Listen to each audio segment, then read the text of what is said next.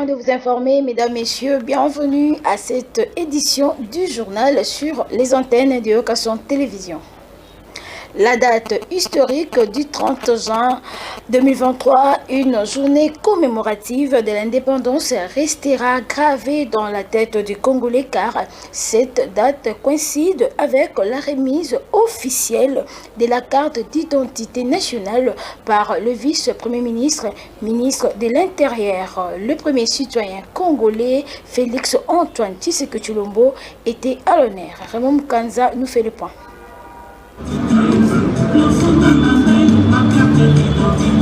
Hormis les grands cultes organisés par le chef de l'État pour la journée commémorative de la cession de la République démocratique du Congo à l'indépendance le 30 juin, un autre événement historique a eu lieu le même jour, réalisé par le VPM Maître Peter Kazadi à l'immeuble du territorial, où Félix Antoine Tshisekedi, président de la République, a donné les go sur le lancement de l'opération de livraison de la carte d'identité nationale congolaise. Et c'est le premier citoyen qui a eu l'honneur de recevoir en premier cette carte.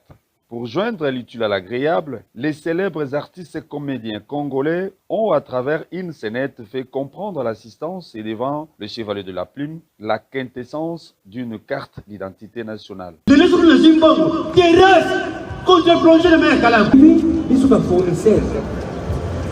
Beaucoup d'argent, c'est ça. Mais avant de vous payer, avant de vous abîmer, carte d'identité. Président de la République, Fatih Beton, Tata, matérialisé par le VPM, Peter Kazadi, mon cher ami. Allez. Merci Fatih. Beton, Oumela. Prenant la parole pour la circonstance, Maître Peter Kazadi, VPM, était clair dans ses propos. Félix Antoine Tshisekedi vient de réaliser une promesse aux Congolais, promesse tenue dès les premiers de ses séjours à la magistrature suprême. Comme d'aucuns le savent, la dernière carte d'identité émise dans notre pays remonte à 1984, il y a de cela 40 ans. Elle était dénommée successivement carte d'identité pour citoyens, puis carte nationale d'identité. Lors de son accession à la magistrature suprême, son Excellence, Monsieur le Président de la République, chef de l'État, Félix Antoine Tshisekedi Tshilombo, avait promis les fermes engagements, avait pris les fermes engagements de doter les citoyens congolais d'une carte d'identité nationale. Chose promise, chose faite ces jours. À tout prendre, devoir de mémoire oblige, c'est depuis l'époque du Zaïre du fait Mobutu que les Congolais vivent sans carte d'identité nationale. Félix Antoine Tshisekedi a posé un acte qui laissera des traces indélébiles. Dans le même ordre d'idées, après plusieurs décennies, les citoyens congolais sont enfin en mesure de posséder à nouveau une carte d'identité officielle. C'est une réflexion de Naomi Likila rendue par Raymond Mukanza. Il remonte des années 1990, sous le règne du feu président Joseph Désiré Mobutu, qu'il fit créer en République du Zaïre actuelle RDC un titre d'identité pour citoyens zaïrois dénommé Carte nationale d'identité. Depuis plusieurs décennies, la population congolaise vit sans une carte d'identité appropriée et se sert de leur carte d'électeur, étudiant ou passeport pour combler ce vide, dû au manque d'une vraie pièce d'identité. Au cours de la 94e réunion du Conseil tenu, le Premier ministre Jean-Michel Sama Lukonde avait annoncé la délivrance des premières cartes d'identité nationale à mi-2023. Une promesse qui tient à sa réalisation dans un moment historique de la République démocratique du Congo. Le chef de l'État, Félix Antoine Tshisekedi, fut le premier citoyen congolais à avoir reçu le premier modèle de la dite carte délivrée par l'Office national d'identification de la population, ONIPANSIC. Qu'on se le dise, cette délivrance de pièces d'identité sécurisées aux citoyens congolais dévoile un extrait du bonheur à venir que tout peut apporter le président Félix Antoine Tshisekedi au prochain mandat, car lentement mais sûrement, la direction du gouvernement en place mène nos pas vers un Congo très épanoui. Les œuvres sont visibles. Direction à la défense nationale. La ministre sud-africaine de la Défense et des vétérans est arrivée à Kinshasa ce lundi 3 juillet 2023 la matinée par l'aéroport international d'Ndjili pour des questions bilatérales entre les deux pays. Encore des détails avec Alexandre Antsona.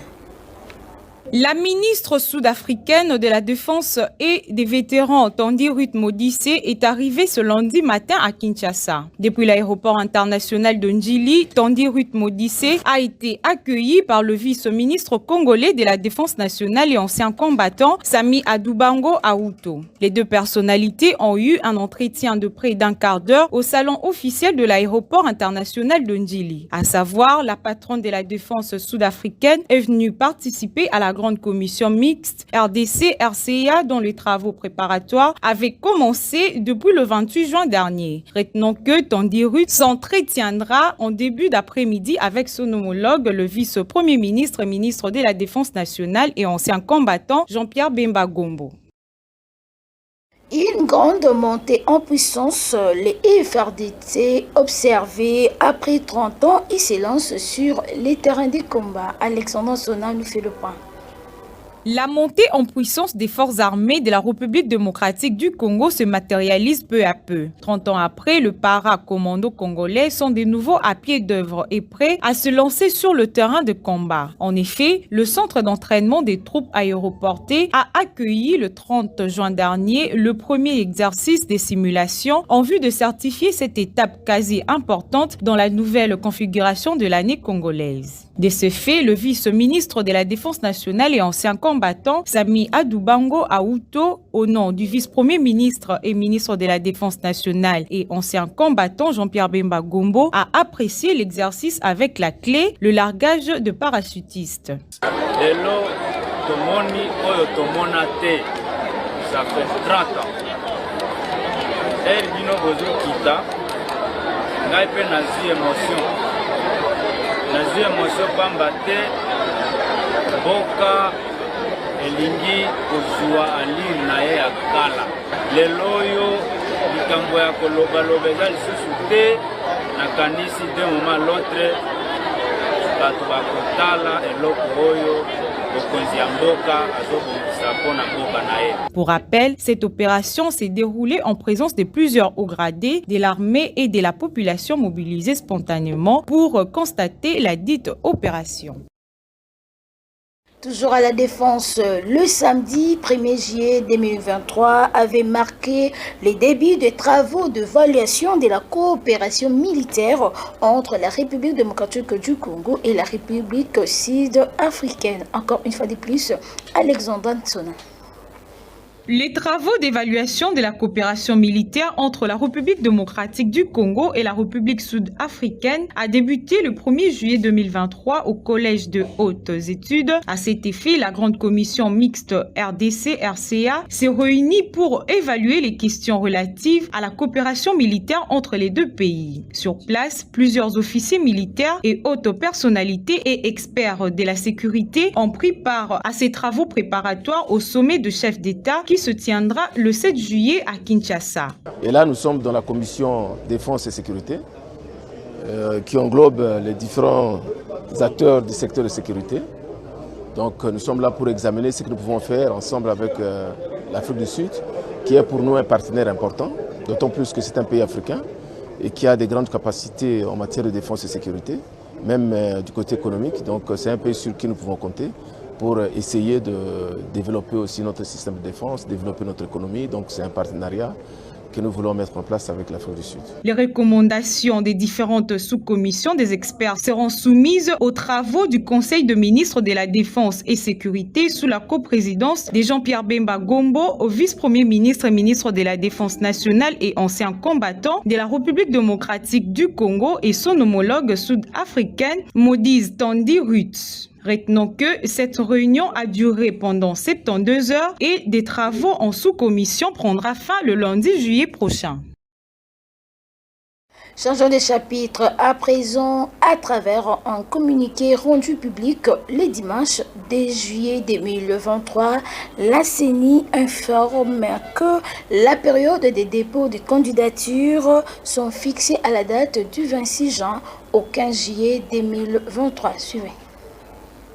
Communiqué de presse numéro 031/CENI/2023. La Commission électorale nationale indépendante CENI en sigle porte à la connaissance de l'opinion publique que conformément à l'article 211 de la Constitution de la République portant fonctionnement et organisation de la CENI tel que modifié et complété en ce jour, la CENI est indépendante. Elle collabore avec les autres institutions de la République, mais elle ne tolère pas leur immixtion dans la gestion des opérations électorales. À ce titre, la CENI interdit formellement la présence des agents du ministère de l'Intérieur, de la Sécurité et des Affaires coutumières dans les bureaux de réception et de traitement des candidatures BRTC. Seuls les agents de la Direction générale des recettes administratives, judiciaires, domaniales et des participations des GERAD sont autorisés d'être dans les BRTC, notamment la remise de la note de perception aux candidats désirés de payer pour le compte du Trésor public les frais de dépôt de candidature. Par ailleurs, la CENI rappelle aux candidates et candidats indépendants ainsi qu'aux partis et regroupements politiques que la période des dépôts et des traitements des dossiers des candidatures pour élection des députés nationaux est du 26 juin au 15 juillet 2023. Aucune prolongation ne sera accordée. La CENI invite les uns et les autres à tout faire pour que leur dossier des candidatures soit conforme aux exigences légales et déposé dans les différentes circonscriptions où ils désirent postuler. À cet effet, elle rappelle que les frais de dépôt des dossiers de candidature ou de cautionnement sont fixés à 1 600 000 francs congolais par siège pour élection de députés nationaux, conformément aux dispositions des articles 121 de la loi électorale. Fait à Kinshasa, le 2 juillet 2023, Paul Mouindo Moulemberi, rapporteur adjoint. Dans le même registre, l'ancien Premier ministre et président du parti Nouvel Élan, Adolphe Muzito, a répondu présent à la convocation du patron de la CENI, Denis Kadima. Plusieurs points ont fait l'objet de cette rencontre. Gladys Misélé pour les commentaires. Le président du parti Nouvel Élan, Adolphe Muzito, va se présenter aux élections présidentielles de décembre 2023. Sur ce, il a répondu présent à la convocation du patron de la CENI, Denis Kadima. Cette rencontre a tablé sur une proposition de sortie des crises qu'estime l'ancien Premier ministre Adolphe Muzito. Pour lui, la CENI ne sera pas en mesure d'organiser les élections à la date prévue pour deux raisons qui suivent. La représentation des forces politiques absentes au niveau du bureau et la plénière de la CENI pour besoin d'équité. Le non-enrôlement des électeurs dans certaines provinces, notamment Rutshuru, Massissi, remonte. La révision du fichier électoral pour les 500 sièges récemment promulgués. À 6 mois des élections, certains opposants se réjouissent en jouant un jeu d'enfant qui peut entraîner le pays à un glissement. Par contre, ces derniers, il y a peut-il acquise le président de la République, Félix Antoine Tshisekedi Tshilombo. Pour clore, d'après les observateurs avertis, on a la nette impression que les opposants d'une manière globale, ne pouvant se regrouper pour une candidature unique, ne sont pas vrais pour les échéances électorales 2023, que le meilleur gagnera sans embâche. Restons toujours à la CENI. Après quelques mois sans frais de fonctionnement, Denis Kadima, le président de la CENI, annonce que son institution est à l'attente d'un décaissement de 100 millions de dollars américains venant du gouvernement. C'est un élément de mi-rose que lui a rendu par Raymond Nkanza.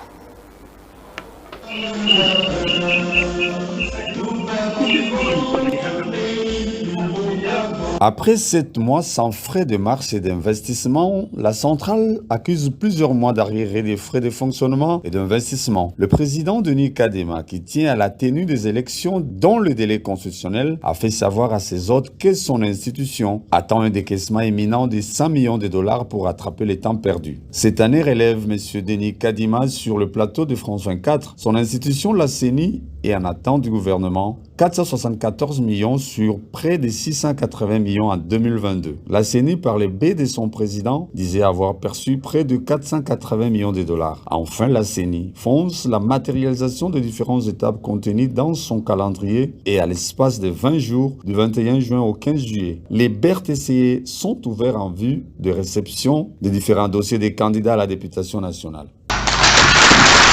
Rendons-nous à l'EPSTA maintenant. Tony Mwaba Kazadi, ministre de l'enseignement primaire, secondaire et technique, a procédé au lancement des séances de moralisation de tous les chefs d'établissements publics et privés de la République démocratique du Congo dans le cadre de la gouvernance de proximité. Les commentaires avec Michael Bilonde.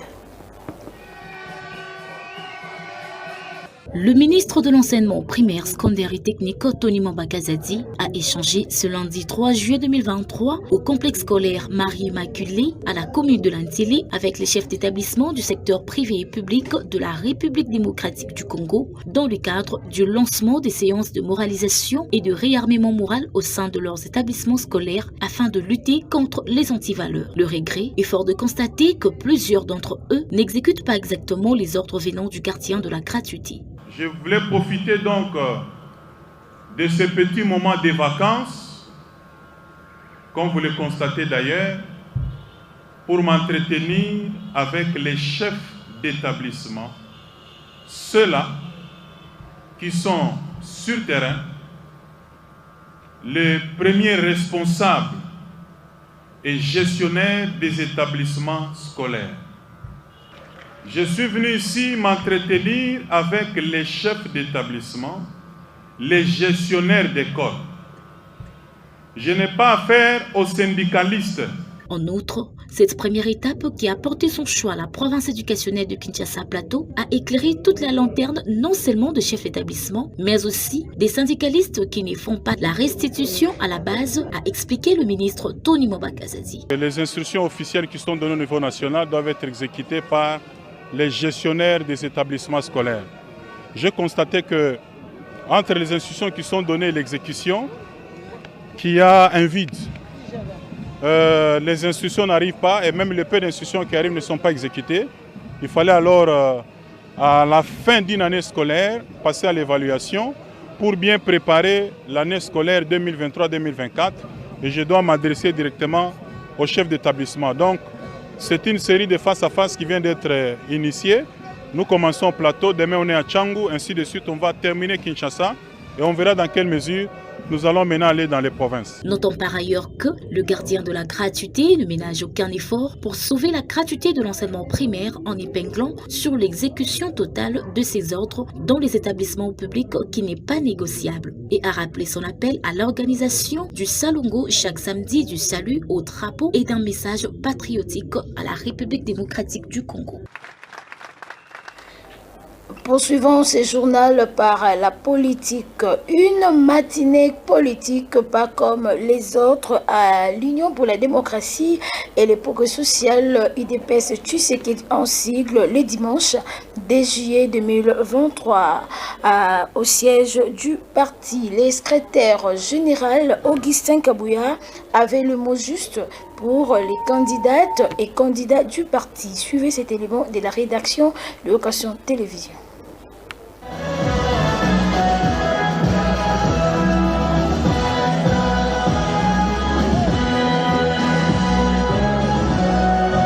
Une matinée politique organisée par le secrétaire général Augustin Kabouya ce dimanche 2 juillet sous l'esplanade du centre du parti à la 11e rue Lumité. Ils étaient toutes et tous présents, le candidat député national et provincial de l'UDPS Tshisekedi. Augustin Kabouya, secrétaire général, n'a pas mis sa langue à poche pour éclairer la lanterne de candidats sur ce qu'on peut qualifier de la magouille qui s'opère sur le choix des candidats. Cette fois-ci, l'UDPS doit aligner 500 candidats na ba siège nyonso. Soki na kati ya ville awa bokutani na mutu atie mwa libaya na yeke o biso tozosala congrès awa bosila na mutu wana.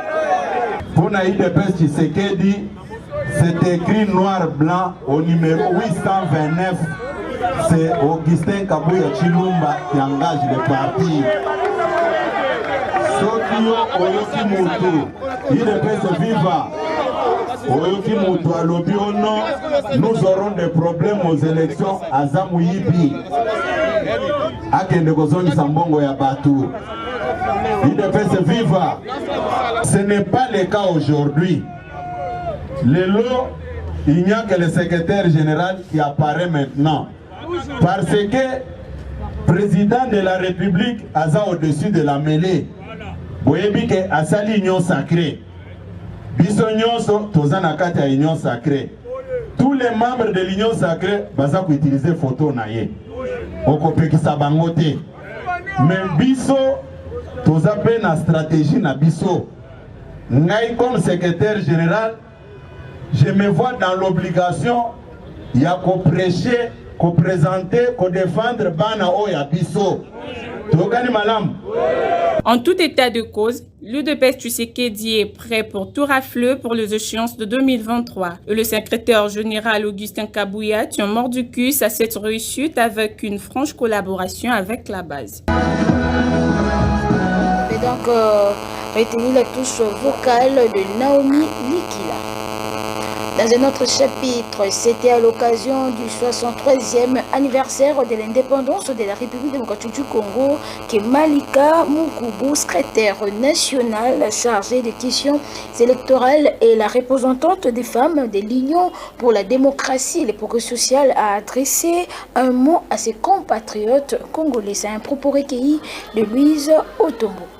Petite moyenne entreprise, Désiré Nzinga a échangé avec les entrepreneurs locaux de la ville de Goma dans la province du Nord Kivu au centre de l'air pour parler comment créer le millionnaire congolais. C'était donc à l'occasion de la célébration de la 63e anniversaire de l'indépendance de la République démocratique du Congo. Les points avec Obed Louaba.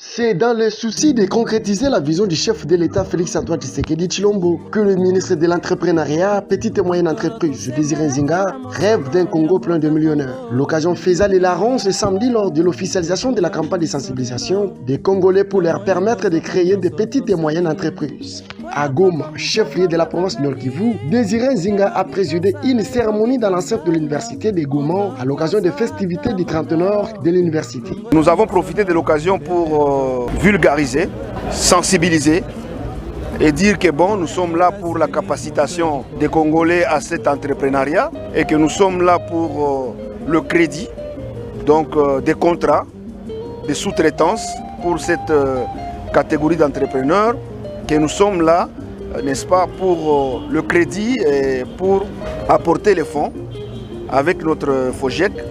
Et que finalement, enfin, nous saurons comment contrôler, comment accompagner. Cet événement a réuni le directeur des institutions étatiques relevant du ministère de l'entrepreneuriat petite et moyenne entreprise, ainsi que de nombreux entrepreneurs locaux dans le but de promouvoir l'économie et l'entrepreneuriat innovant au service de la société. Une série tournée sur le thème « L'économie et l'entrepreneuriat innovant au service de la société ». Une opportunité dont tous les directeurs locaux ont défilé au cours du panel en combinant leur vision et celle du garant de la nation, Félix-Antoine Tshisekedi. Sur place, le président des étudiants de l'université de Goma n'a pas laissé indifférent le défi qu'ils sont victimes après avoir déposé son projet auprès du ministre. En guise de conclusion, le ministre de l'entrepreneuriat petite et moyenne entreprise veut travailler avec les agences de l'État afin de créer des millionnaires sous peu de temps. Un rappel qu'il a eu à faire aux grands matraciens de créer des entreprises et soutenir l'économie du pays.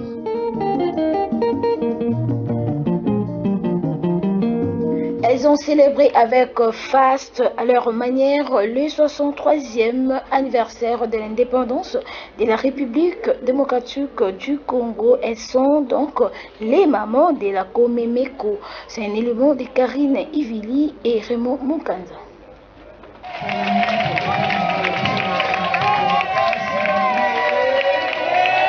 Les femmes entrepreneurs de la Copemoko ont célébré avec face à leur manière le 63e anniversaire de la cession de l'indépendance de notre pays, la République démocratique du Congo. Une occasion pour elles de faire une exposition des produits fruits de leur labeur. C'est du nouveau pour nous. C'est du nouveau. Je crois que les mamans travaillaient d'une façon artisanale, mais cette fois-ci, comme c'est 63e anniversaire des femmes entrepreneurs de la Copemoko, je crois que tout va changer. À la prochaine, lorsque vous viendrez, vous verrez déjà les machines et les mamans vont commencer déjà et les emballages et vont commencer déjà à produire sur place pour exporter. akotia mabolongo na ye na se pe akozongisa projet oyo na maboko ya nani ya Nzambe po bato oyo nga nakutani na bango mpona basunga biso nasali effort moko ata moke te mais bango nde mutu bayeba bino nono mama en tout cas à travers na yo soki tokoki kotouche baentrepreneur ya basi na Congo mpona tosunga bango. En tout cas, pour clore à dire vrai, la Copemoko jouit d'une position incontournable pour une cause juste, disons le vrai, consommons congolais. C'est par ici que nous mettons un terme à cette édition d'information. Merci de l'avoir suivi. Retrouvez demain Alexandra Sona. Et moi, je vous retrouve déjà la semaine prochaine. D'ici là, portez-vous bien. Bonsoir chez vous.